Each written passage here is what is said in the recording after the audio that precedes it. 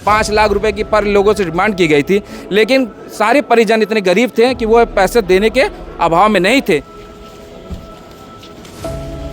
हम लोग के पास काफ़ी एविडेंस है वो 29 तारीख से 5-4 तारीख के बीच का कि वो कहाँ कहाँ गई है। 1-2 तारीख को वो घाट पे घूमने गई है। इसमें प्रशासन के ऊपर इतनी ज़्यादा दबाव था, मीडिया ट्रायल चल रही थी, इस वजह से पुलिस ने धड़ाधड़ गिरफ्तारी शुरू कर दिया। बच्चों की शकल आरोप लगा, इतना गंदा आरोप लगा, बताए बच्चे कैसे जिंदा रहेंगे। बिना जानकारी के कोई किसी को अपने गाड़ी पे नहीं बैठा सकता है, क्योंकि मोदी का संसदीय क्षेत्र है और विपक्ष और पक्ष को कहीं ना कहीं महिला सशक्तिकरण के नाम पे गुमराह किया गया है। देश के प्रधानमंत्री भी हैं, उनको कहीं ना कहीं से गलत तरीके से भ्रमित करने की कोशिश की जा रही है और उनको बदनाम करने की कोशिश की जा रही है। बहुत सारे एविडेंस इन लोगों के पास है कि लड़की ने जिस तरीके से घटने की जानकारी दी है डे टू डे। बच्चे जेल में बेकसूर हैं, जेल में बंद है, रो रहे, बिलख रहे हैं। शर्मसार से परिवार के लोग यहाँ अपना घर छोड़ दिए हैं, ताला बनकर चले गए हैं। 31 तारीख को ईद के दिन यहीं पे एक पीड़ित आए हैं जिनके घर वो सेवई खाने आई।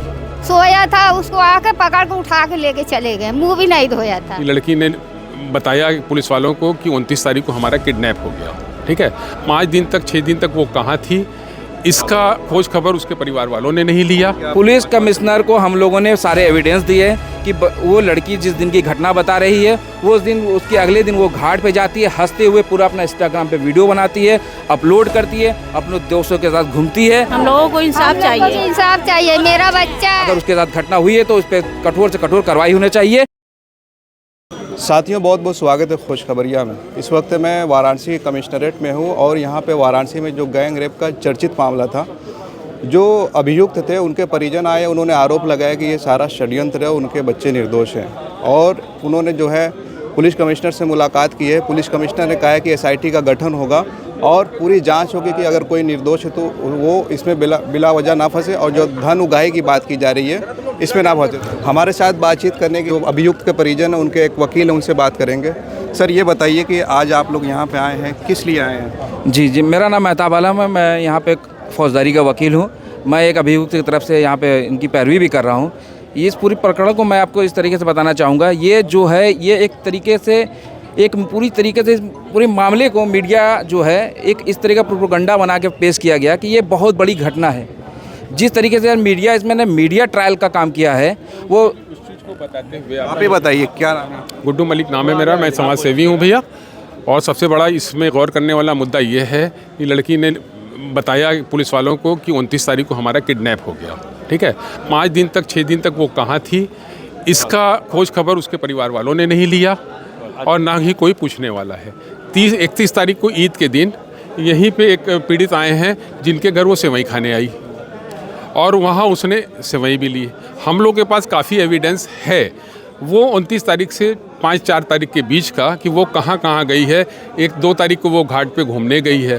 तो हम लोग आए थे अपनी बातों को कहने कमिश्नर साहब के साथ कि कम से कम ये जो बनारस के लोग हैं, यहाँ की आवाम है जो डरी हुई है, कम से कम उनके साथ न्याय हो सके। लेकिन ये मामला जो है बहुत बड़ा है और इस पे प्रधानमंत्री नरेंद्र मोदी जी की नज़र है और तमाम जो है विपक्ष के नेता, तमाम लोग कह रहे हैं कि बच्ची के साथ अन्याय हुआ है। चूँकि देखिए ये पॉलिटिकल मुद्दा बनाया जा रहा है, हर जगह से कहीं ना कहीं से पॉलिटिकल लोग इस मुद्दे को उठाना चाह रहे हैं और चूँकि हमारे प्रधानमंत्री मोदी जी हैं बनारस के सांसद, चूँकि सांसद महोदय को और जो कि देश के प्रधानमंत्री भी हैं, उनको कहीं ना कहीं से गलत तरीके से भ्रमित करने की कोशिश की जा रही है और उनको बदनाम करने की कोशिश की जा रही है, जबकि सही तथ्य ये नहीं है। अच्छा, आप बताइए कि ये धन उगाही का मामला क्या है? जी, जैसे मैं अभी आपको यही इसी पे ब्रीफ कर रहा था कि ये मामला जो है इसको मीडिया ट्रायल बना दिया गया, मीडिया के सामने इस तरीके से प्रस्तुत किया गया, ये बहुत बड़ी घटना हो गई।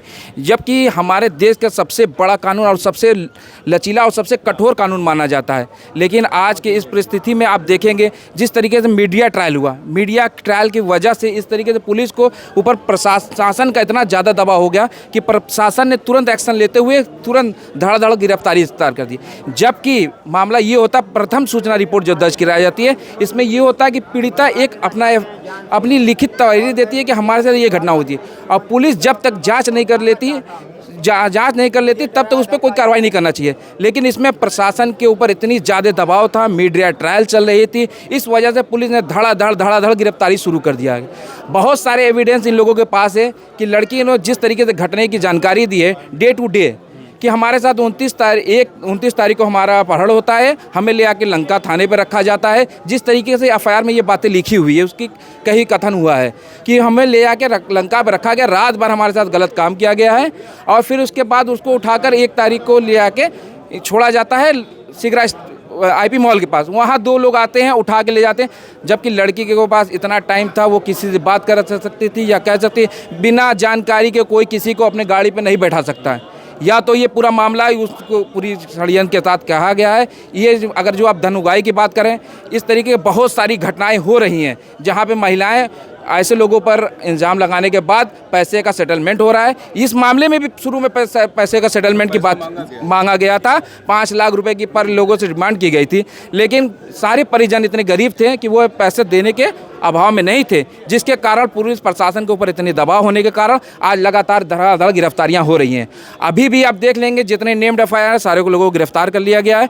अब जो अनोन अज्ञात व्यक्ति 11 लोगों का नाम लिखवाया गया है, पुलिस उनके घर भी ज़बरदस्ती दबिश दे रही है, उनके परिजनों को उठाया जा रहा है, उनके ऊपर इतना दबाव बनाया जा रहा है कि वो कहीं ना कहीं से अपने बच्चों को लाकर पुलिस के पास।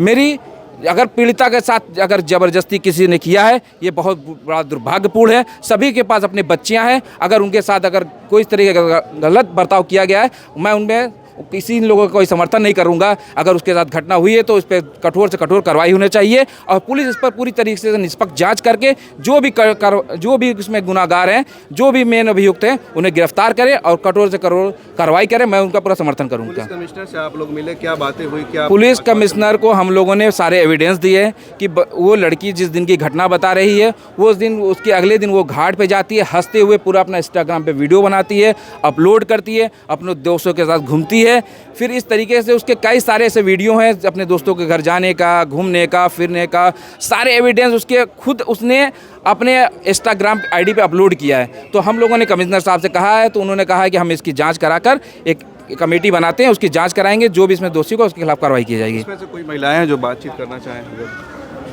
कोई बातचीत करना चाहे? बता दे, खाली अपना बच्चों का नाम बता।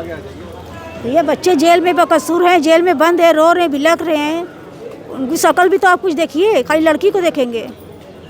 बच्चों की शक्ल, आरोप लगा, इतना गंदा आरोप लगा, बताए बच्चे कैसे जिंदा रहेंगे? और अच्छे से सब इंसाफ चाहिए, हम लोगों को इंसाफ चाहिए। इंसाफ चाहिए। मेरा बच्चा है सोहेल शेख, उसको भी घर से उठा के लेके गए हैं, सोया था, उसको आके पकड़ के उठा के लेके चले गए, मुंह भी नहीं धोया था, वैसे ही हाथ चड्ढा और टी-शर्ट पर।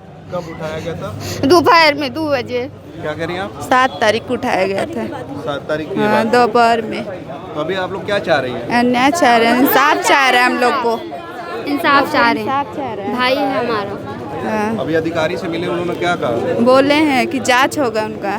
जांच होगा। हाँ, देखिए हमारे साथ समाजवादी पार्टी के नेता इरशाद अहमद साहब है, उनसे दिलशाद अहमद साहब है, वो भी यहाँ पे आए हैं, जो अभियुक्त के परिजन उनके साथ पुलिस कमिश्नर से मिले, उनसे भी जानेंगे कि वो इन सारे मामलों पे क्या कहते हैं। देखिए, ये जो हुआ है, ये घटना बहुत ही निंदनीय घटना हुई। बनारस में ही नहीं, पूरे उत्तर प्रदेश में चर्चा का विषय रह गया, क्योंकि मोदी का संसदीय क्षेत्र है और विपक्ष और पक्ष को कहीं ना कहीं महिला शक्तिकरण के नाम पे गुमराह किया गया है। एक महिला जो 23 लोगों पर बलात्कार का आरोप लगाती है।